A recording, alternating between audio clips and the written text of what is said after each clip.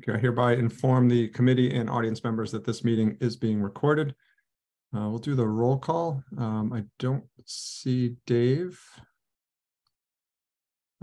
Jessica? Here. June?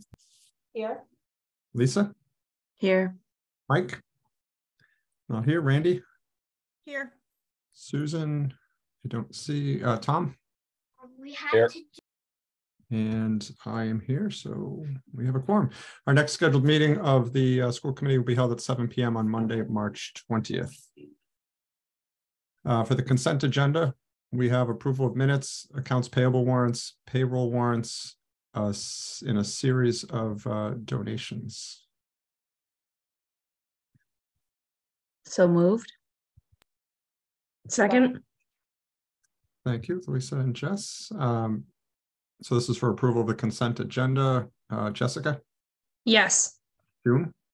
Yes. Lisa? Yes. Randy? Yes. Tom? Yes.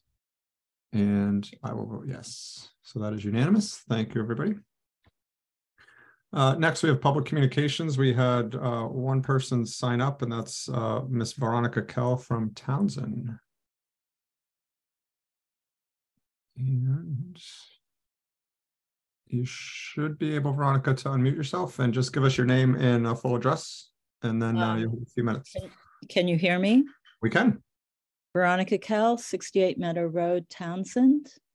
I'm a selectman in Townsend, and I just wanted to note that I don't know if we're able to speak later in the meeting, but the draft budget in the packet doesn't reflect the letter that was sent by the Board of Selectmen and the TA. So if in fact that is the budget, and I don't know if you're making changes to it today, Townsend will require an override for that, if I'm reading the budget correctly. So I just wanted to invite the school committee members to our March 28th Board of Selectmen meeting, because we will need to have plans for rolling out an override to the community. And that is my comment. Thank you very much. Thank you, Veronica. Real quick, what time is that meeting on the 28th? It is at 6. Our meetings always start at 6 p.m., but we would set a time that will work with our school committee members and set a time for that. Okay, I appreciate that. When it works for everybody. Great. Thank you, Veronica. I appreciate it. You're welcome. All right. Moving on to, I think that was the only person that had signed up for public comment. So we'll move on to reports and information items. I don't have anything that's outside of other items on the agenda, so I'll turn it over to Superintendent Morgan for his report. The same with me, Chairperson. It's just the other items on the agenda for me tonight as well. Okay, excellent. First item under new business, we have overnight travel requests to approve a baseball trip. So I think we have Mr. Dawson on to speak to that. Yep, I'm right here. Thank you. Yeah, our baseball team is requesting to travel down to the Cape. I know the original document that I had sent that Coach Beauregard had put together was initially asking for Friday and Saturday night, but after speaking with him today, he did some thinking over the weekend, and they're gonna hopefully leave Saturday morning, and it'll just be a one-night trip.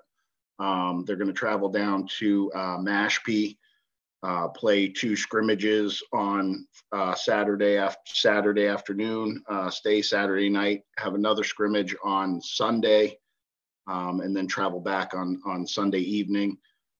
They're staying at or hopefully staying at a resort conference at the Hyannis Center, 35 Scudder Avenue. Each student would have their own bed. They have 3 beds in the room, whether it be a sofa bed or a cot.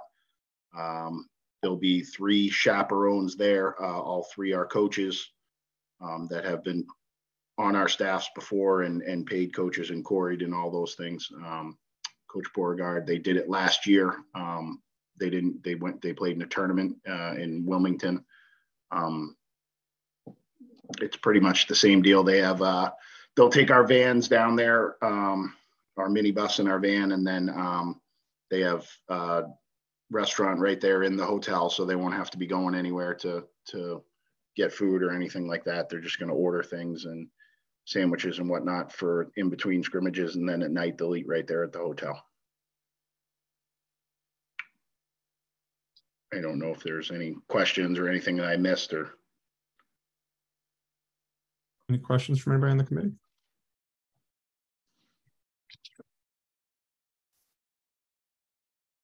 I just have a question. If I think it does say parents are welcome to attend, I assume parents would have their own separate rooms from all students. Yeah, they would get their own rooms. They blocked them out, and I should have mentioned this before. It's all fundraised money. Coach already fundraised the money to do it. It won't come out of our budget at all. He did a youth clinic where he volunteered his time on a few Saturdays here.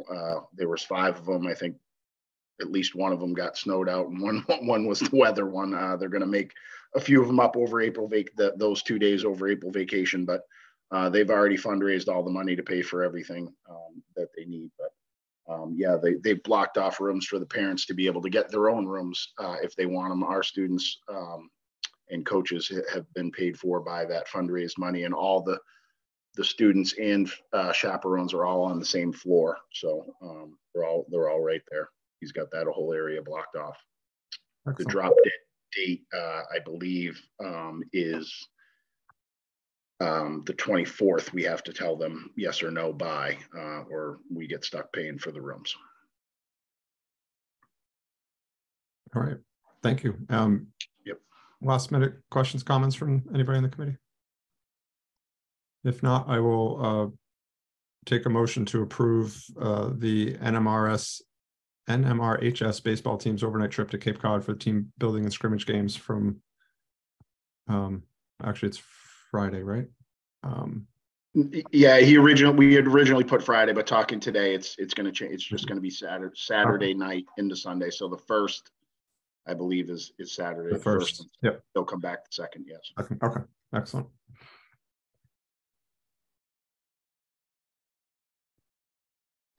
So moved. Second. Thank you. It's Lisa and June. Any other questions, comments? All right, seeing none. Jessica? Yes. June? Yes. Lisa? Yes. Randy? Yes. Susan? Looks like she's still trying to connect. All right, Tom? Yes. And I will vote yes, so that'll be 6 with 1 abstention. Unless, Susan, are you connected to audio? Not yet. All right. All right, so that passes. Good luck to the baseball team. Okay, thank you. You're very welcome. One thing I did forget to mention. So this is was posted as a joint meeting between the school committee and town boards, and we can call the town boards portion of this meeting to order when we get to the budget discussion coming up very shortly. So I neglected to mention that at the beginning. Next up under new business, we have middle school robotics advisor stipend. We have Mr. Webster on. Yes.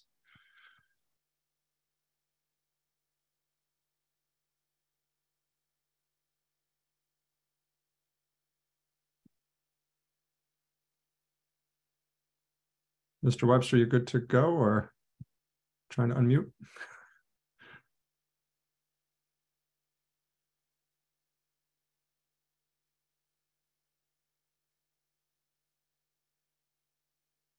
There we go.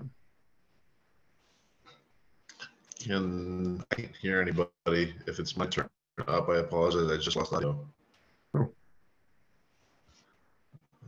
Can you hear us?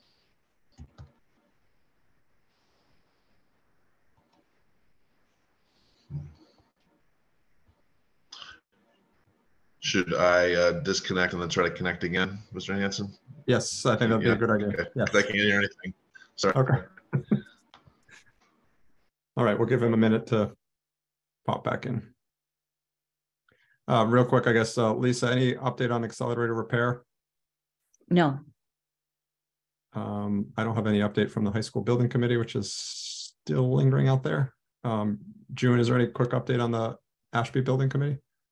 Just the next meeting is tomorrow. Last week we postponed due to the storm, so Okay. scheduled tomorrow. Excellent.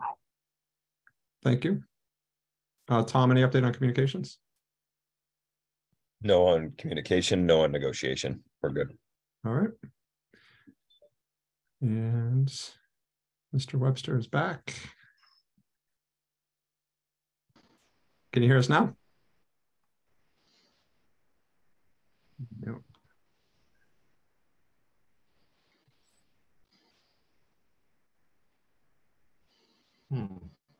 Still can't hear us? Nope. I don't know if people can hear me. Yes, we can. Yes. Can you hear me? We can. You all can hear me? Yes. I just reconnected and I can't hear anybody. I know that I'm on the agenda as far as the robotics club. I can try to maybe through my phone, perhaps, but it has me, I'm unmuted, and I don't know if I'm having a problem with my laptop.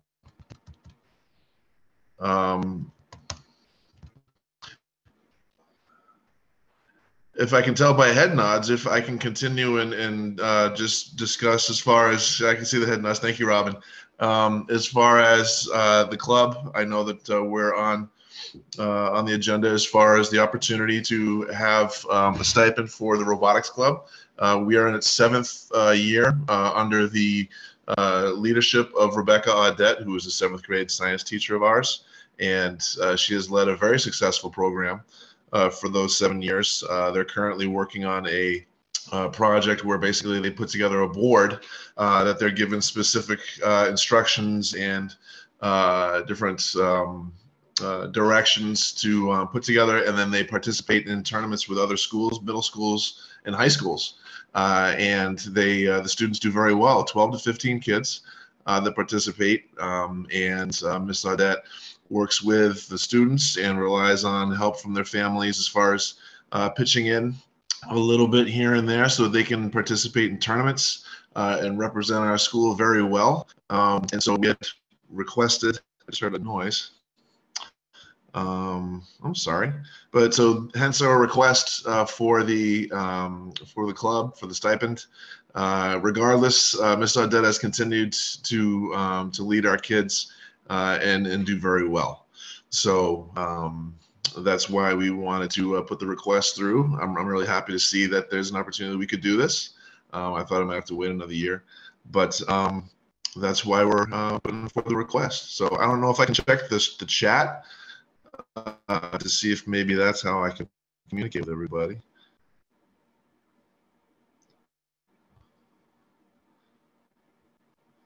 Actually, don't see a chat here. JC, you still can't hear us? Now I can hear Mr. Okay. Hanson. There we go. Awesome. Woo! Mr. Webster, you fixed it. Okay, so yeah, we'll open it up to questions. Randy, go ahead. Question, I'm not sure if Mr. Webster would know it or if Brad can answer it, is just, is there a robotic club also at Nissitissit? And I guess we have a robotics club at the high school, I believe, that already has a stipend. Am I correct in that? I'm not sure of details as far as the clubs at either the high school or middle school. Excuse me, either the high school or Nissitissit Middle School. I want to say no. I haven't heard Rebecca talk of a club at Nissitissit, but I'm not sure. I would also have to check on that. Okay. I know that there is, as far as the contract, I know the teacher's contract, I know it includes a stipend for robotics, which I believe is at the high school level currently. Whether or not it's being used right now is what I'm not sure of. Yeah, I was gonna say it's been a while since I've looked up our criteria and what the criteria in the contract for adding new stipends. So I'm not sure if Craig or Brad, if you're up to date on that information. That's the only thing I think this is very much worthwhile. Thank you, Ms. Audette. I know she's been leading robotics and some other things at the middle school for quite a number of years. My kids have gone through a number of different things with her. I just want to make sure that we're following a protocol on how we approve and the process that it goes through. Thank you.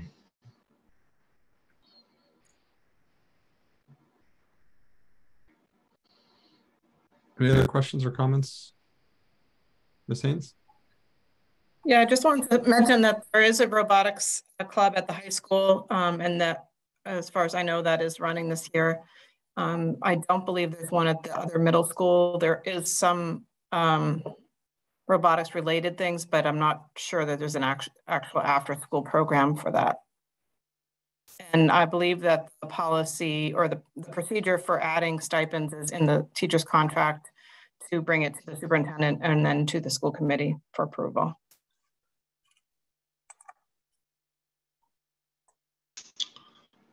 And if it helps, I just got confirmation from the NMS administration. They currently do not have a robotics club after school. All right, thank you, Mr. Webster. Any other comments, questions from the committee?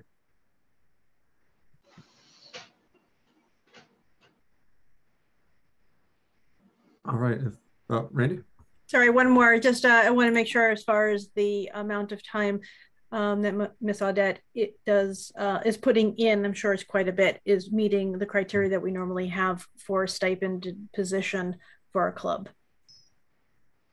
Because I believe there is a certain amount of time that we usually look at that is needed to supervise a club. Mm-hmm. I do know that they meet once a week at the very least in their competitions that they have enrolled in. I can get more details for you for specific dates, but they are, and so the work that they do encompasses at least at the minimum, once a week during the course of the school year for the majority of it.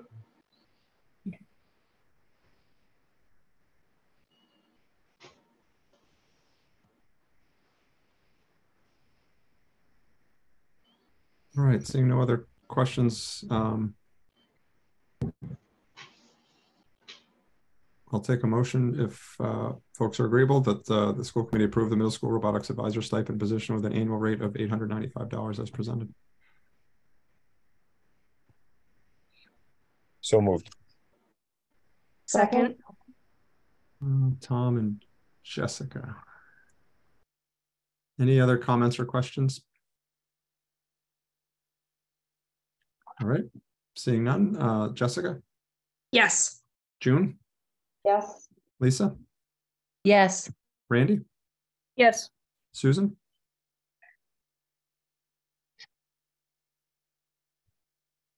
Did we lose Susan? We lost Susan. Tom? Yes. And I will vote yes, so that is unanimous. Thank you. Thank you, Mr. Webster.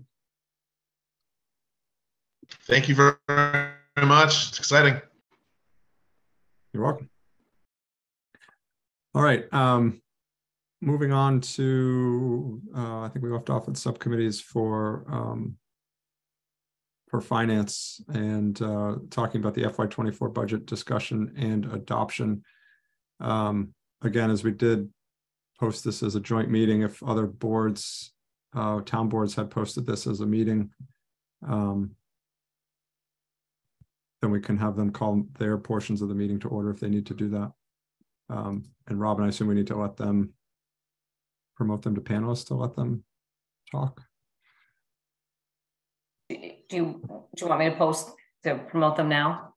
Yeah, I think that would be a good idea. I only know the Pepperell names. I don't know anybody else. Yeah, I didn't get any responses from I only got a response from Pepperell. So look, I will promote who I know, and then we can raise the hand. Perfect. And Miss Keller's on as well still. Yep. We'll get her as well. All right. So while Robin is doing that, I don't know, Lisa, if you want to just give a high-level update, and then we'll let folks, if they need to, call their meetings to order, and then we can get into the discussion. Greg, do you want to, can you hear me? This is Susan. Yep, I can hear you now. I just wanted to make sure I figured out how to unmute. Awesome. Welcome back.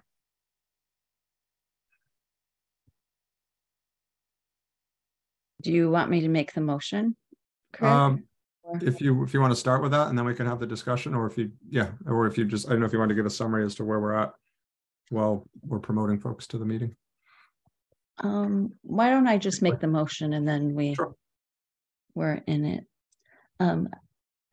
Move that the school committee adopt an FY 2024 operational budget of $56,560,939, an FY 2024 transportation budget of $4,158,363, FY 2024 debt service budget of $4,241,313, and to use these funds to calculate the FY 2024 school assessments for member towns as required by statute. In addition, the committee authorizes the use of $2,045,000 from the excess and deficiency account to offset the FY 2024 operational budget. This is a 6.27% budget increase.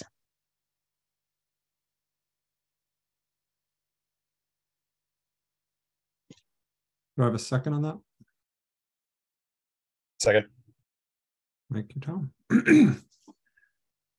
All right, Superintendent Morgan, I see your hand up. Yeah, so I did just want to make the committee aware that we did receive some news late this afternoon, actually, that we actually got a good number from GIC for our retirees, which would reduce our budget by about $200,000. So I'm not sure if the committee, I mean, it doesn't impact whether or not an override would be necessary for this budget anyway, but wasn't sure if the committee wanted to amend the amount. There's also still some hope that we may get some help from the statewide increase of 14% on out-of-district tuitions. Again, that is a statewide increase, and there's still some hope there that we may be getting some additional monies from the state to help offset that increase. So again, this is new information today. We did finally get some good news, but wasn't sure if you wanted to amend the motion based on that $200,000 reduction or keep it as is. Well, this is Susan. We always have the opportunity to lower the budget and revote in the future, right? We just can't raise it. Right. And Lisa, I just wanted to confirm, all members of the finance subcommittee voted to support this amount, right? Made this recommendation to the school committee? Yes, this is a recommendation from the finance committee. Thank you.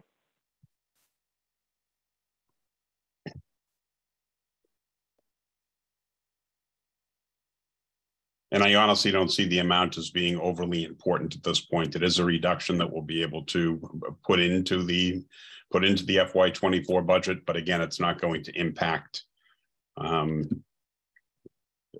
what the towns have asked for. Right, and it's we're probably going to get more information that would as time goes on, that may impact what we do. Yes, hopefully. I don't personally see the need to amend the motion, because I don't think it has any long-term impacts if we do. I would agree.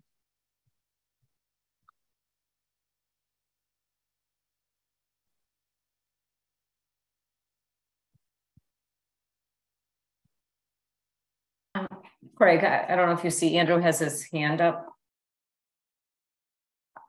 I did promote him to panelist, but I think that they have to accept.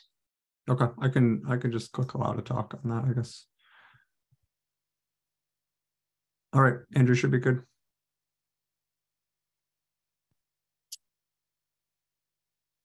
Hi, it's not clear that I'm on the panel or visible to folks, but thought I had my screen on.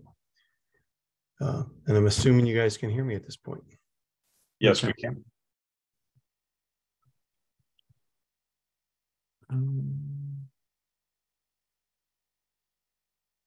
Now we can't. Andrew, there you go. Makes a lot more sense now, being promoted to panelist. Thank you. So a question for the school committee or the superintendent is, how does this vote look percentage-wise from the February 6th budget? Real rough numbers, it looks like about a 5% reduction. Is that a fairly accurate assumption?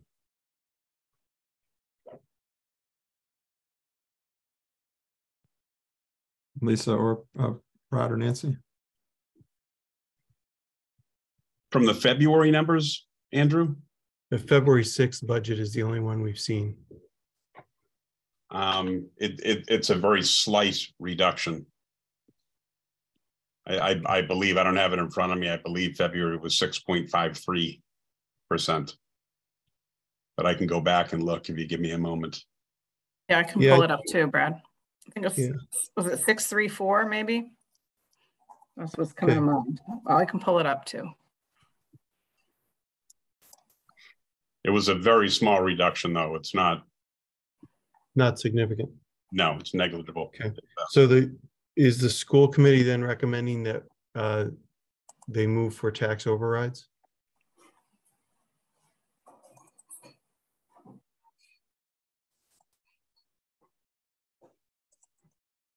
I would assume that in order to avoid cutting town services, that would be the way the town would need to proceed. You know, we would need to proceed that way in order for the town revenues to cover municipal resident revenues and school revenues.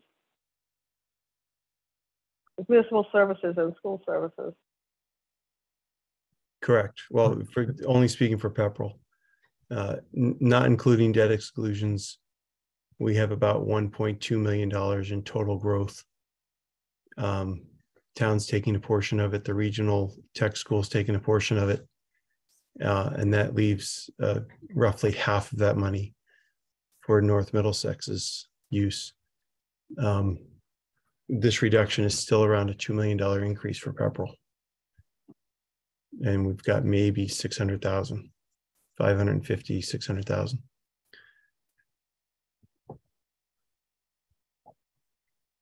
So like that budget that you're motioned for tonight would not be able to be funded by Pepperell without a tax override. Yes, we are aware that it would probably cause the need for an override in at least some of the towns.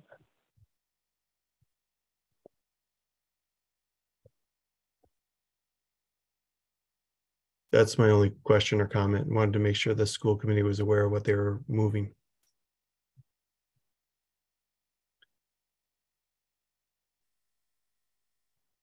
Did I answer your question, Andrew? Yes. Randy, do you have a comment? Yeah, I was just going to say, Andrew, yes, thank you for that reminder. It is something that we were going to be discussing. The motion was just made. And so we haven't gotten into the discussion as far as with this budget, what it would mean to the three towns. But yes, we are aware that it may facilitate working with the towns on a Prop 2.5 override.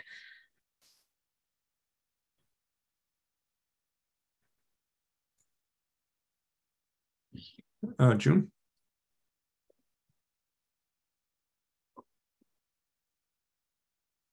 You're muted, June. Sorry.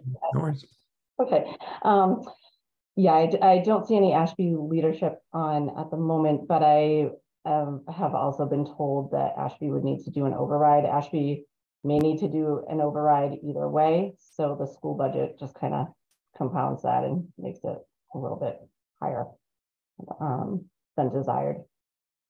I just wanted to put that out there. And I wanted to ask, besides some of the state numbers coming in better, what reductions were made to the budget from the Finance Committee?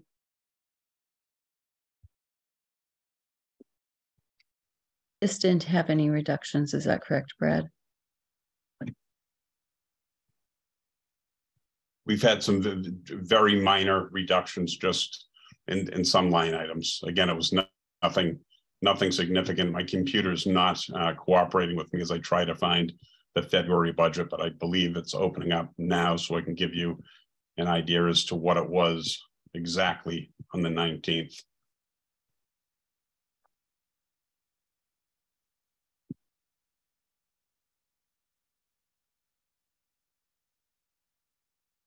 Just give me one moment, please. It's opening.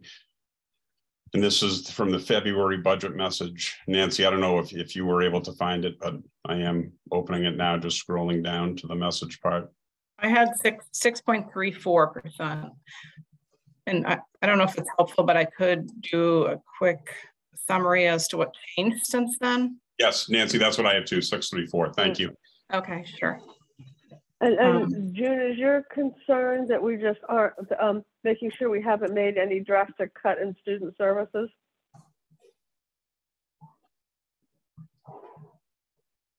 Sorry, I forgot to mute again, hit the wrong button.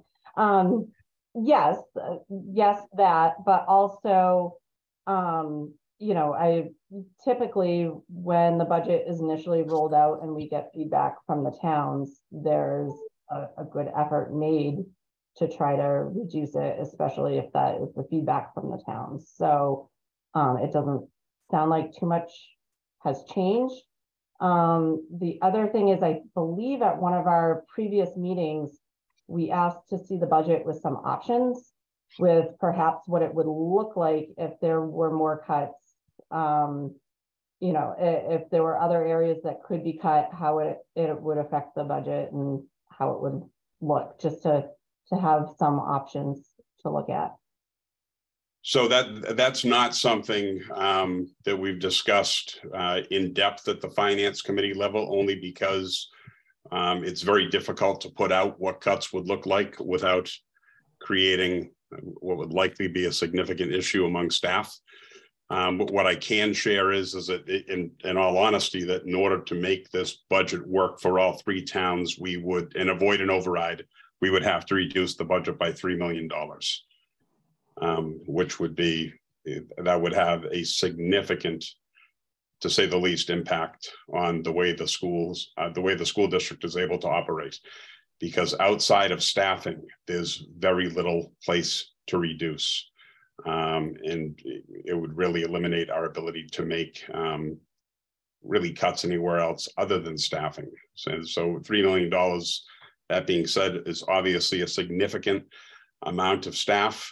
And again, although this is an increase, I will still say that this is what amounts to be a level service budget, because we have IEPs that we have to maintain compliance with. We have a class size policy that we have to maintain compliance with, and we have some significant post-COVID needs. Again, whether it be out of district placement, significant increase in special education testing requests, and social emotional needs that we need support for within our schools. So the additional positions, which have definitely had an impact, are not positions that are impacting North Middlesex alone. That's happening statewide, likely nationwide, but I know for a fact it's happening at least across the Commonwealth. Ms. Kell? Hi, thank you. I guess my question is, because to maintain our municipal services, which are pretty bare bones in Townsend to begin with, we absolutely need an override to support this budget. So my next question is, do you anticipate needing an override next year as well? And do you think, if the answer to that is yes, do you think it's possible or even probable that an override in the towns will pass 2 years in a row. So I actually do think it's possible that we will need an override next year as well, unless something changes with the state funding formula, unless something changes with the way that the state responds to question 1 that had just been passed, but that is not something that will impact us this year. I think the big challenges that we have, in addition to carrying this increased need for staff that we have forward, is the fact that, and I've shared this at the budget summits that began in October, is that we have 5 collective bargaining agreements that are expiring on June 30th of 2024 that we'll have to negotiate, likely beginning this spring and summer, all of next year, and that will take effect in FY25. And then on top of that, we have a school transportation contract that is expiring on the same date, June 30th, 2024. And last time we had that, we had a 3-year contract that equaled out to be about a 22% increase over 3 years. It's going to be dependent on what happens with health insurance, both for our current employees and retirees, and also what our special education transportation budget looks like, and whether or not there'll be any additional increases on out-of-district tuitions moving forward, whether they're collaborative based or private schools. So to answer your question, Veronica, I do think it's possible. It's something that has come up in conversation, and it's certainly a concern. Veronica, this is Susan. I think both are a hard sell. A larger one this year and one this year and one next year would be a very hard sell. So I don't have a crystal ball, but that's just my sense. I would agree with that. Randy?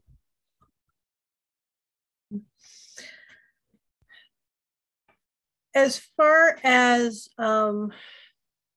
next year, there is no crystal ball. We don't know. We can anticipate costs again going up, and with the contracts coming up for renewal, and looking around the state on where contracts are being settled, it is a real possibility that we're going to have another large increase next year.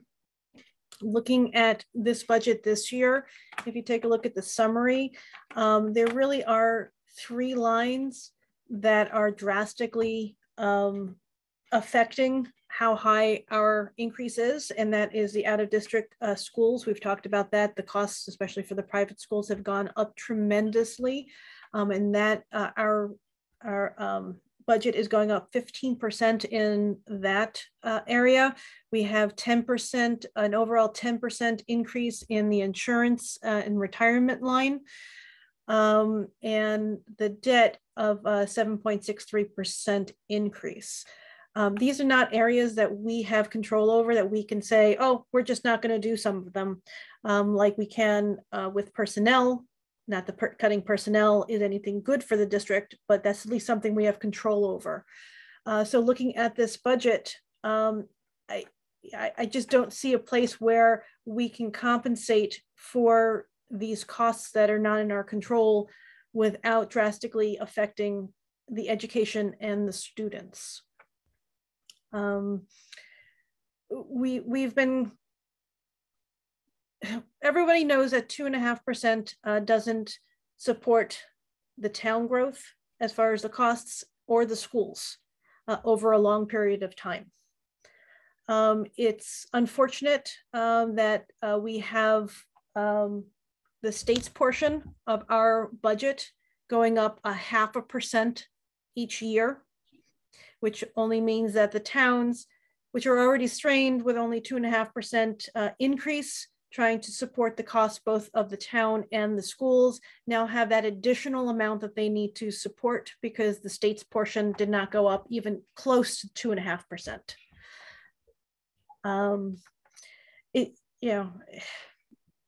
It's a tough position to be in, but I'm not sure that the cuts that we would need to make this year in order to avoid trying for an override is going to be anything good for the district.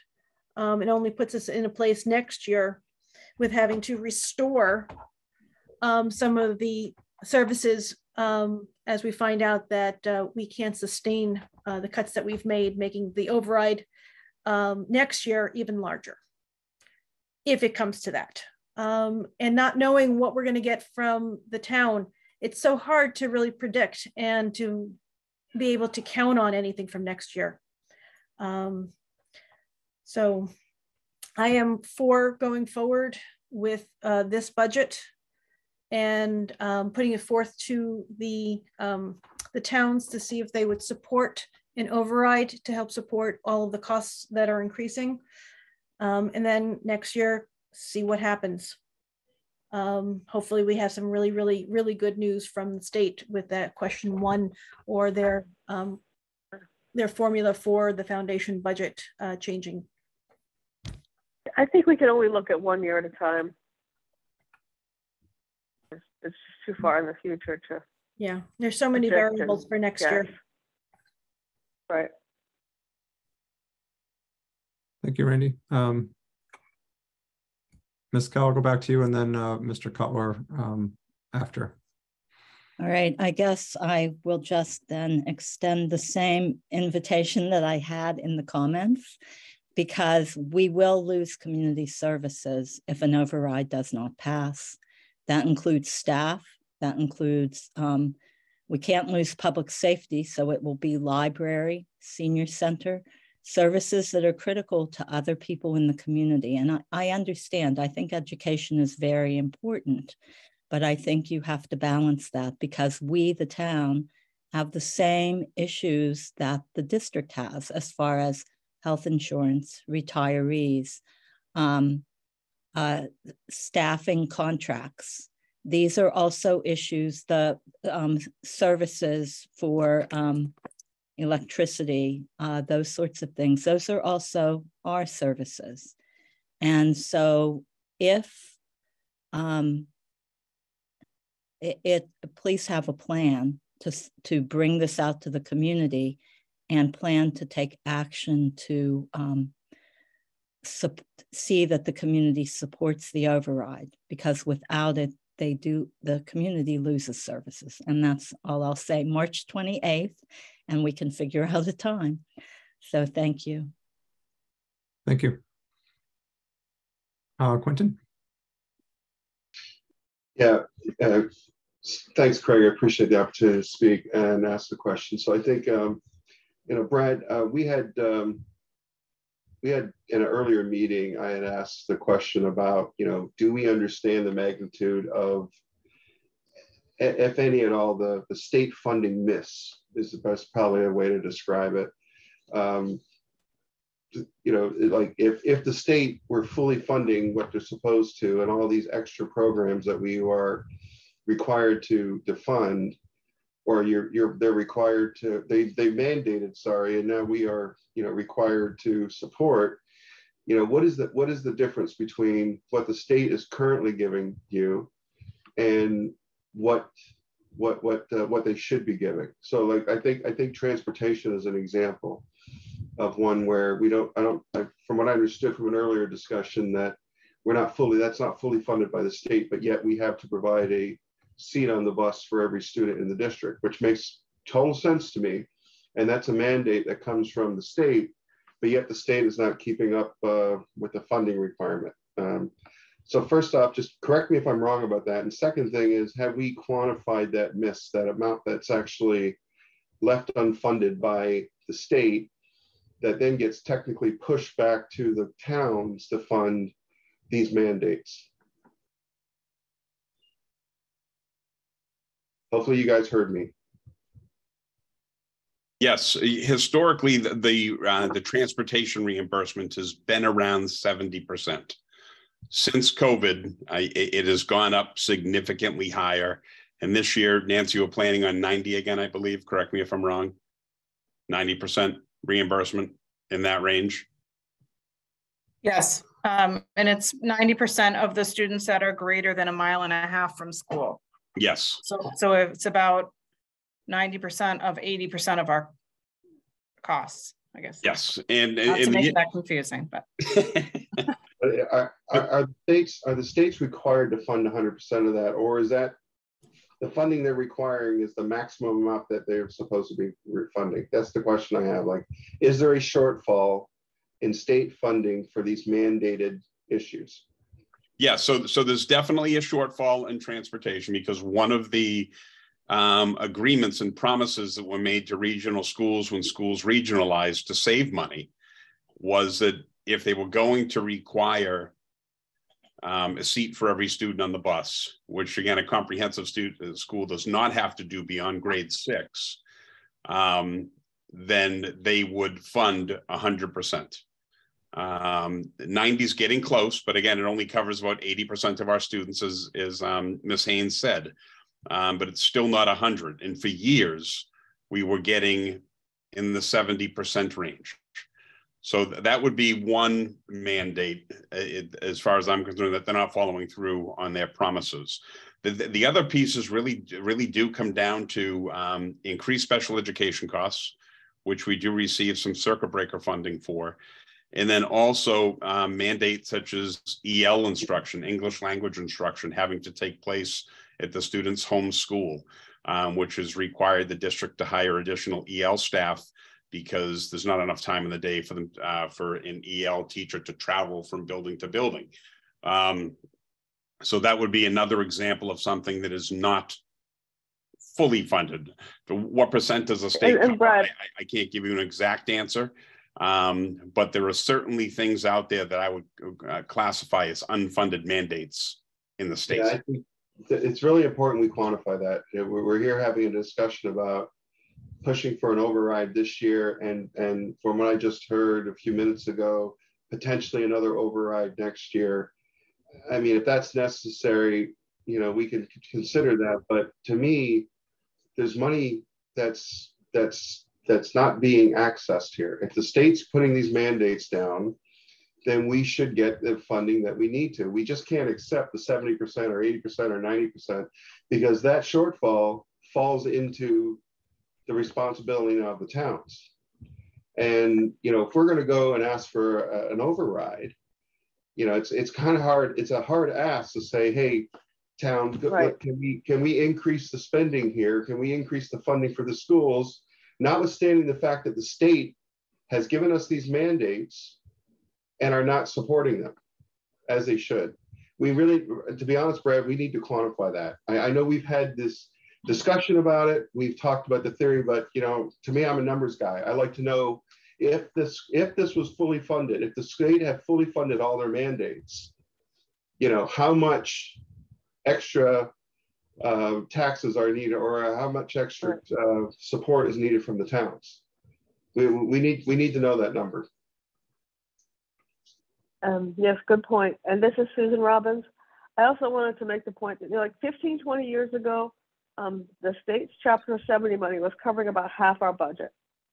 And that's fallen off over time. And part of the problem is as they keep saying, the flawed formula for Chapter 70 was developed in, I believe, the mid-90s. It didn't account for things like rising special education costs, rising health insurance costs, and a few other things. And they've had a number of committees they've put together to try and revamp that formula to be more real. Oh, and didn't account well for inflation. To make that formula more realistic for how things are now, not in the mid-90s. So that's part of the problem. So we're getting significantly less funding. And now what they do is they give you like $35 a student because we're a hold harmless district, which Nancy could probably explain better, but, which is good, which means just because hold harmless, I believe, means that if our enrollment drops, that our Chapter 70 wouldn't drop, because Chapter 70 is also based on enrollment.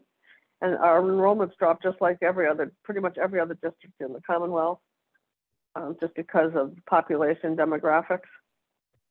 So, but instead of Chapter 70 increasing every year to deal with things like inflation and insurance and special education costs, it pretty much stays the same, and then we get an extra, say, $35 or something a student. I don't remember the number for this year. It doesn't amount to much. It amounts to like $90,000 or something, which with the size budget we have, that's fairly insignificant. Did I say that right, Nancy? Yes, it's $30 a student is what the governor's proposal is. So, and we're not alone in this. There's a number of districts across the state that fall into this hold harmless, and the changes they've made have made improvements in the foundation budget. But again, we're still, with the way the formula is calculated, it still doesn't push us up in receiving additional funding. But we don't lose funding. I guess that's the. We received an additional $92,000 from the state this year. Yep. For all the increased needs. So, Mr. Cutler, we can certainly work on quantifying it. I think it would be easier to determine what it would look like if it was fully covered, because being able to parse out what's partially covered right now, especially when it comes to special education, may be difficult. I'm not even sure it's possible, but we could certainly look at, you know, special education and having, when you have to follow an IEP, it's a legal document that must be followed. Oftentimes that has an impact on staffing. So that is certainly something that we can look at. And it is one of the, you know, certainly one of the things that has pushed increases on districts really everywhere. So we can certainly look at that to see what it would look like if it were fully funded. I would think that we would likely benefit from that additional money from the state. But again, right now, we're not even close getting an additional $92,000 this year for FY24 from the state to getting anything close to what we need. And there are certainly, you know, communities out there that got a significant amount of money and they weren't expecting it in some cases, right, just due to the Chapter 70 formula. So, you know, just to make sure everyone understands, I support all these mandated issues. I think every kid should have access to a bus ride. I support the special education initiatives. I support these things. I see the responsibility of our district to ensure that those mandated policies are executed in the best way that they can be, like optimize it, get the best teachers in there, the best programs. And the state, as they've committed, is required to, and their part is to help us fund that.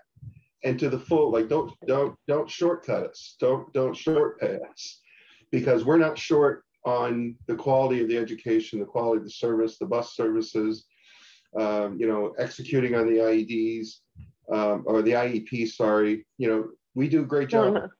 We do a great job with that. So I think the state needs to be held accountable. If they require us to do it and we do a great job, the very least we can ask is they hold up the end and write the checks to support us. And we're not going back to the town every 2 or 3 years asking for an override to maintain these programs that the state has mandated on us. So that's my issue. I think this budget process, there's a fundamental flaw in this process if we just kind of accept the fact that the state is not helping us and fully funding what they need to.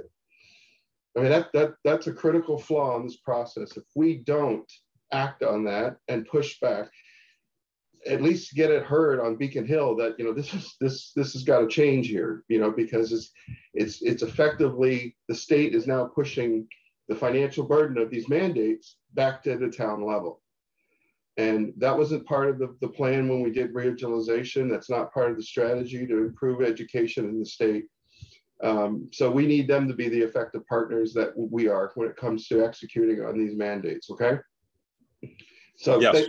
Thank you for your time. I appreciate it. And I know we've got some difficult discussions ahead of us. So thank you. Thank you, Mr. Cutler. Appreciate it. Other questions, comments from the committee?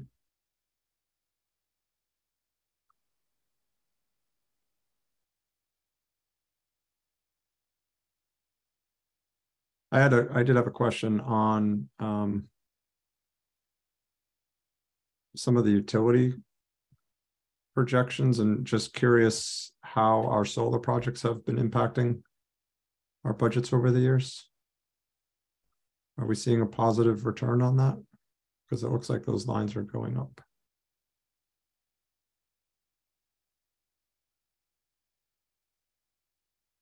Yeah, we have 3 solar projects that have done what I would consider really well. Actually 4.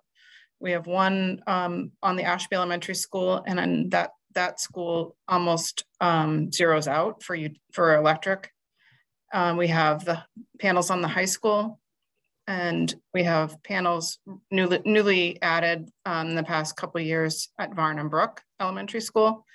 And the Varnum Brook one is a smaller installation than was originally planned, but it still contributes towards a reduction. I think we'd see much worse utility numbers if we didn't have these projects. The 4th project is that we are purchasing solar credits through an off-site solar location, and we're applying those, and it's in the Unitil territory.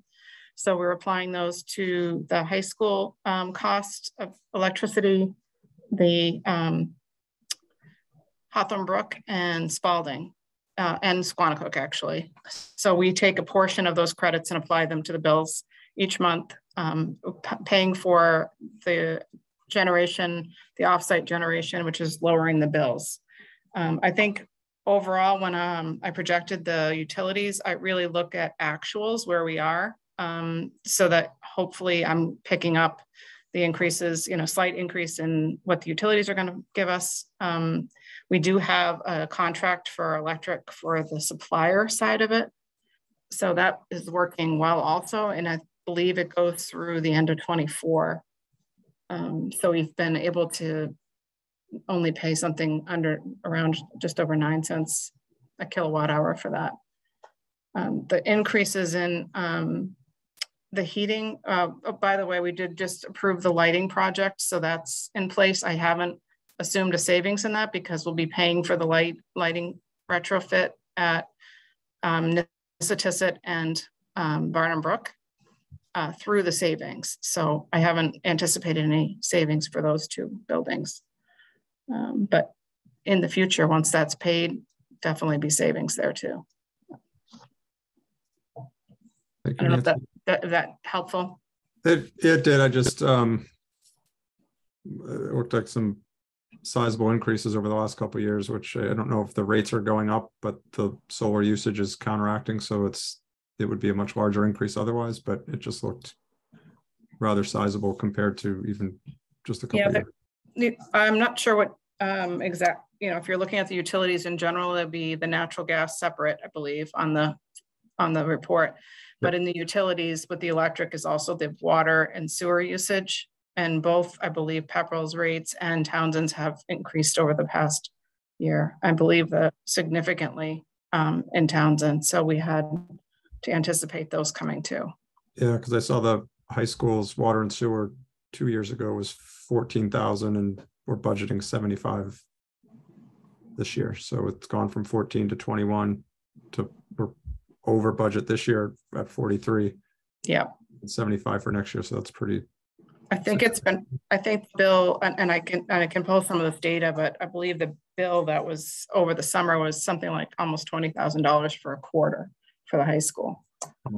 So we're doing what we can to reduce usage. Obviously that's one way to help with it, but I mean, everyone's feeling these increases, and I know Townsend had a specific project that came online that impacted this.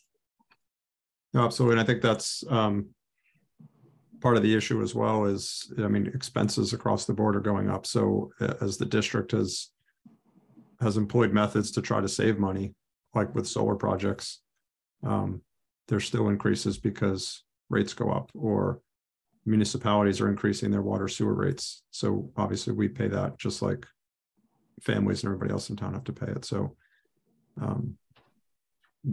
there's increases across the board for everything that the district uses.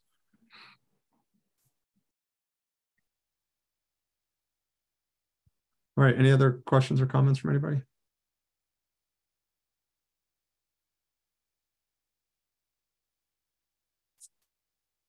All right, so there's a motion on the table. And Nancy, I assume that language was correct. We're good to proceed. Thank you. All right, seeing no other questions. And again, this is step one, so discussions will obviously be continuing. So this is to approve the budget as presented tonight. So Jessica? Yes. June? No.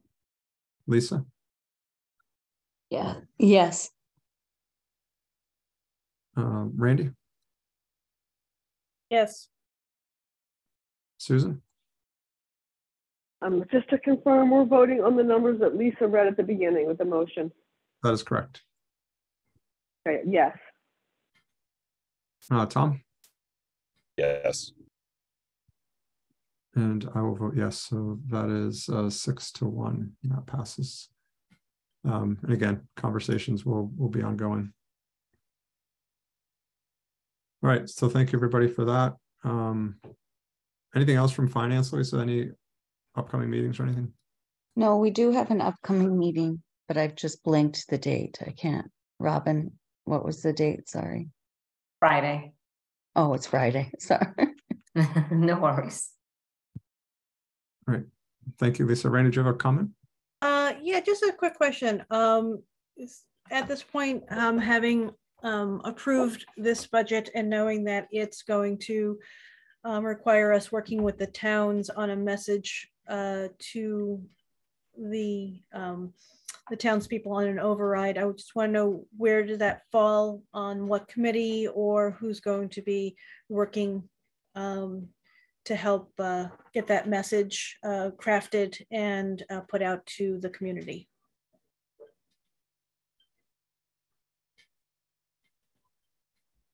I would think that should be a combination of finance and communications would be my vote. Again, I just wanted to make sure that didn't slip through the cracks, that everyone's expecting somebody else to do it. Yeah, no, that's a good point. And again, I want to make sure that we're appreciating that this should not and is not district versus municipalities. I mean, we're all in the same boat. And I think as the towns communicate their needs, and we're communicating the needs of the district and the children of the community, that we should work with the towns on that as well and make sure that it's a unified, as much as possible, message that's going out to the community.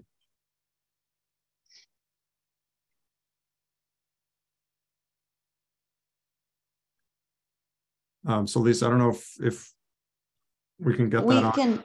Yep, that's fine. I can work with Tom. Okay. Tom and I and the rest. Randy, since she brought it up, I think she can help us too. We'll work on it. Yeah, happy to work with you on that, Lisa. Thank you. Quinn, did you have a quick comment? Yeah, I just want to confirm, does someone have an action item to do the computation we talked about earlier about what your budget would be if it was fully funded and supported by the state versus what it is right now? Should we expect to see that in the next few days or weeks or so?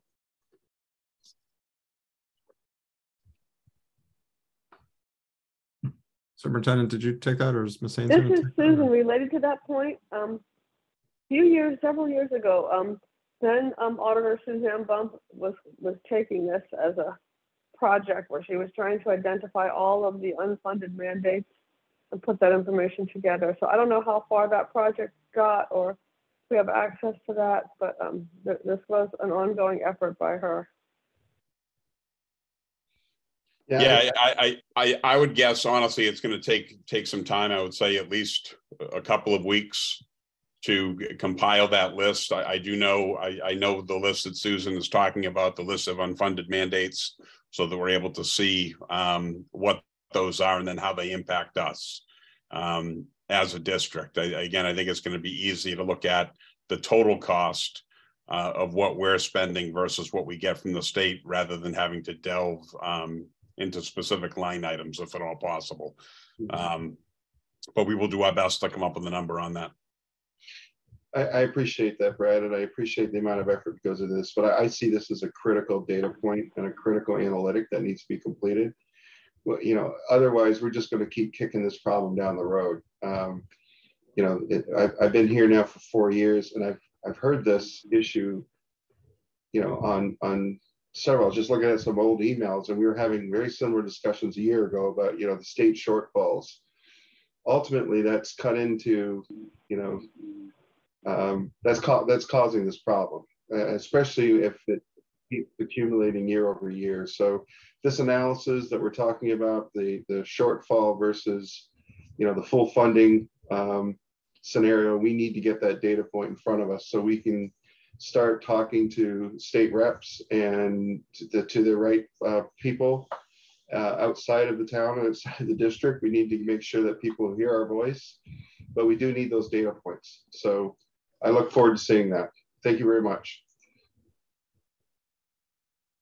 Thank you, Quinn.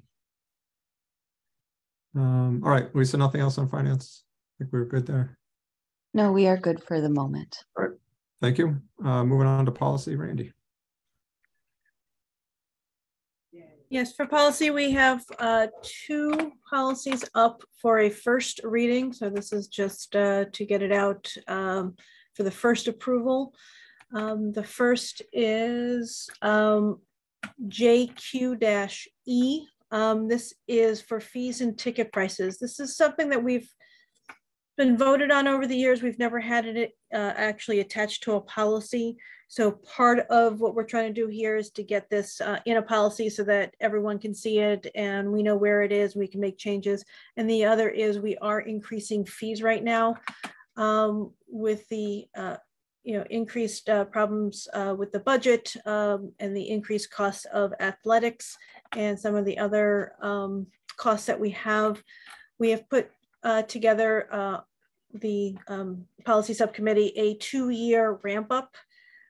This was also based on a lot of what current surrounding towns are charging for some of these.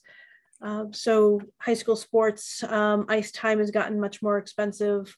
And you can take a look at the policy and see what the proposed increases are for the 23-24 year and then the 24-25 year.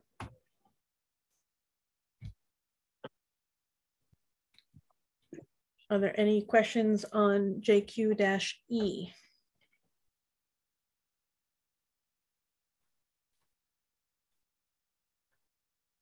Okay, then I will move that the committee approve JQ-E for a first reading. Second. All right, any other questions, comments? All right, Jessica. Yes. June? Yes. Lisa? Yes. Randy? Yes. Susan? Yes. Tom? Yes. And I will vote yes, so that policy JQ-E is approved for a first reading. That will go out to the public for input. The second policy is IJOA, which is on field trips. On this one, we have been taking a look at currently our policy has outside of state any kind of day trips outside the state, which would include New Hampshire, just over the border, which is a shorter trip than some of the other ones in Massachusetts needing school committee approval.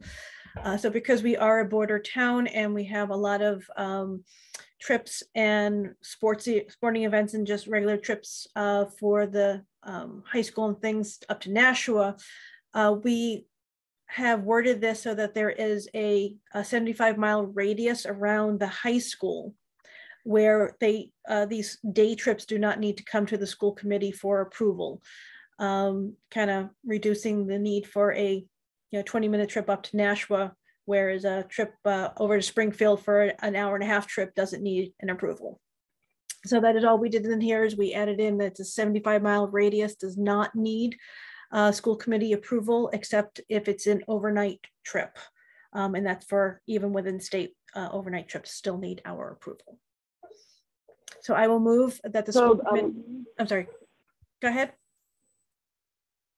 This is not a question. So Randy, does that, it's kind of like a pre-approval from us, because I was thinking that there was some sort of because we're taking minors over state lines, the school committee had to approve type of thing. And this is just kind of our blanket approval for us. We don't have to approve trip by trip. Right. Is that how just that works? for the day trips, yes. This is kind of like if they have a trip to someplace in state, a field trip. They don't need to get school committee approval for any of those field trips, but if it's up to Nashua, they do. So we're trying to give that approval beforehand through the policy. Right.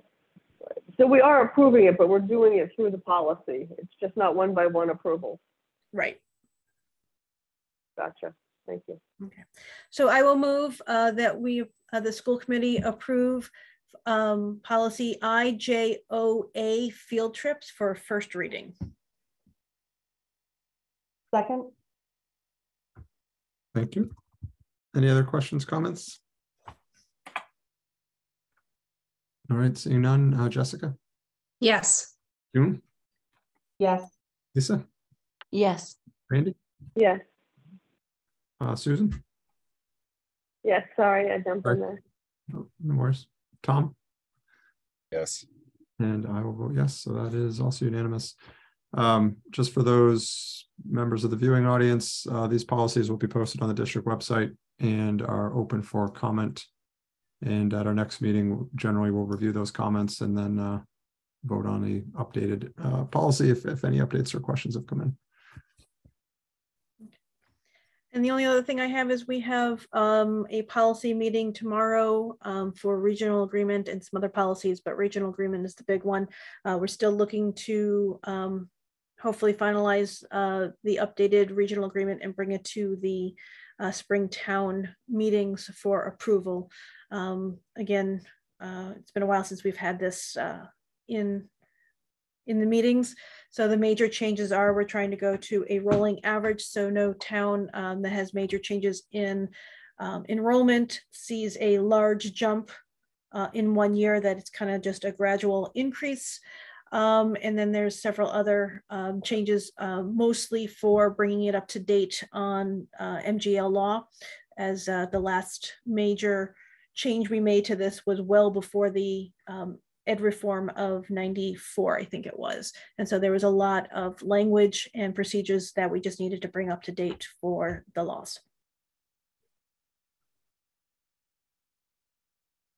And that's all. Thank you, Randy. All right, any other business not anticipated in the last 48 hours? If not, I will take a motion to adjourn. So moved. This is Susan, motion to adjourn. Thank you. I'll give Lisa the motion and Susan the second. All right. All right. All right, Jessica? Yes. June? Yes. Lisa? Yes. Randy? Yes. Susan? Yes. Tom? Yes. And I'll vote yes, we're adjourned. I appreciate everybody's time, and we'll talk to you all next time. Thanks, everybody. Have a good night.